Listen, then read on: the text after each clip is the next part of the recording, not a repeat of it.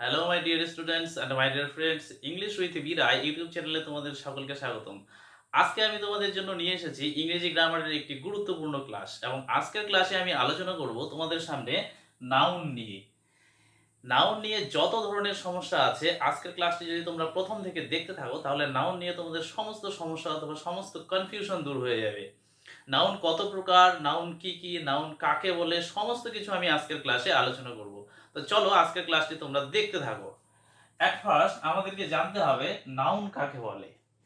Noun বলতে তোমাদেরকে প্রথমে বুঝতে হবে যে সমস্ত স্পেসিফিক ওয়ার্ডস গুলোকে দিয়ে আমরা কোনো ব্যক্তি, বস্তু, স্থান অথবা পদার্থকে চিহ্নিতকরণ করতে পারি, সেই সমস্ত শব্দগুলোকে কিন্তু বলা হয় নাউন।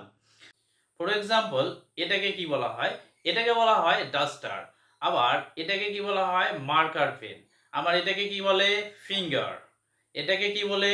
হ্যান্ড। তো এই সমস্ত শব্দগুলি, যে সমস্ত শব্দগুলি দিয়ে আমরা কোনো একটা ব্যক্তি, বস্তু অথবা স্থানকে চিহ্নিতকরণ করতে পারছি অথবা তাকে বুঝতে পারছি, তাকে ওই নামে ডাকতে পারছি, সেই সমস্ত শব্দগুলিকে নাউন বলা হয়। In modern English grammar, the nouns have been divided into 5 categories. আধুনিক ব্যাকরণে নাউনগুলিকে পাঁচটি ভাগে ভাগ করা হয়েছে: proper noun, common noun, collective noun, material noun, abstract noun. Proper noun বলতে কি বোঝায়? কোনো ব্যক্তি, বস্তু অথবা স্থানের নির্দিষ্ট নাম। কমন নাউন বলতে বোঝায় সাধারণ নাম। কালেকটিভ নাউন বলতে বোঝায় সমষ্টিগত নাম। অ্যান্ড ম্যাটেরিয়াল নাউন বলতে বোঝায় পদার্থের নাম বা পদার্থগত নাম। আর অ্যাবস্ট্রাক্ট নাউন বলতে বোঝানো হয় বিমূর্ত নাম। অর্থাৎ এখানে দেখো যে নাউনগুলিকে আমরা পাঁচটি ভাগে ভাগ করেছি। আবার in some grammar books the nouns have been divided into two categories. কিন্তু আবার কিছু কিছু ব্যাকরণ বইয়ে এই নাউনগুলিকে দুটি ভাগে ভাগ করা হয়েছে: countable noun, uncountable noun. Countable noun বলতে কোন নাউনগুলিকে বোঝায়? যাদেরকে অথবা যে সমস্ত নামবাচক শব্দগুলিকে আমরা 1 2 3 4 5 6 7 8 এই সমস্ত নাম্বার দ্বারা হিসাব করতে পারি অথবা কাউন্ট করতে পারি, সেই সমস্ত নাউনগুলিকে বলা হয় কাউন্টেবল নাউন। আর আনকাউন্টেবল নাউন কাদেরকে বলে?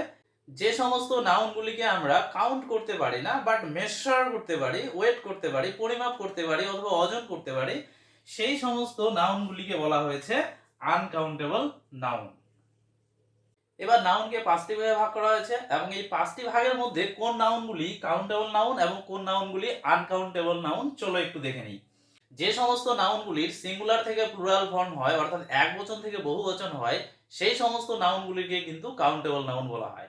অর্থাৎ যে সমস্ত নাউনগুলিকে আমরা 1 2 3 4 অর্থাৎ নাম্বারস দ্বারা হিসাব করতে পারি অর্থাৎ কাউন্ট করতে পারি, সেই সমস্ত নাউনগুলিকে কিন্তু কাউন্টেবল নাউন বলা হয়। এইখানে সিঙ্গুলার থেকে প্লুরাল ফর্ম দুটি নাউনের হয়। একটি হলো কমন নাউন, অর্থাৎ কমন নাউনের সিঙ্গুলার থেকে প্লুরাল ফর্ম হয়, এবং আরেকটি হলো কালেকটিভ নাউন। এই কালেকটিভ নাউন হলো সিঙ্গুলার থেকে প্লুরাল ফর্ম হয়। So common noun and collective noun, এই দুটো নাউন হলো কাউন্টেবল নাউন। আনকাউন্টেবল নাউন বলতে তাহলে কোন নাউনগুলিকে বোঝায়?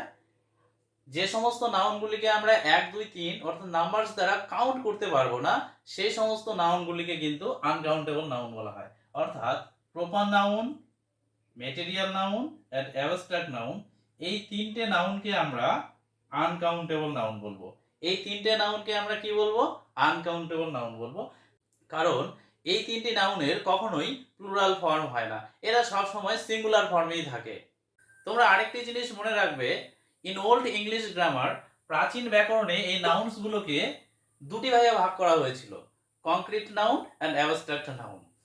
কংক্রিট নাউন বলতে বোঝানো হয় যে সমস্ত নাউনগুলিকে আমরা স্পর্শ করতে পারি অর্থাৎ ছুঁতে পারি, সেই সমস্ত নাউনগুলিকে বলা হয় কংক্রিট নাউন।